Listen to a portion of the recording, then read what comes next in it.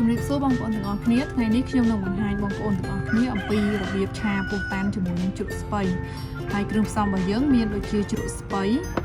ហើយពោះតាន់ស្លឹកខ្ទឹមទឹកត្រីជាមួយនឹងប្រេងខ្យងរ៉តឌីម្សៅស៊ុបម្ទេសខ្ទឹមសហើយនិងស្ករសចាឥឡូវយើងចាប់ផ្ដើមយកជ្រក់ស្ពៃនេះទៅលាងសិន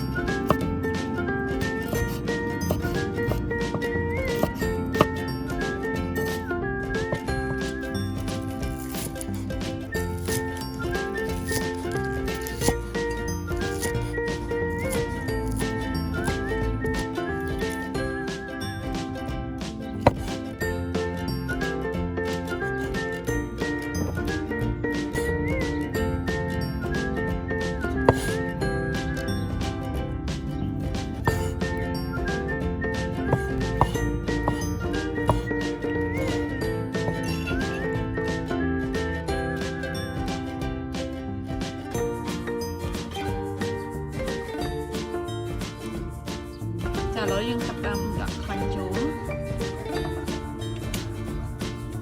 ហើយយើងដាក់ខ្ទឹមស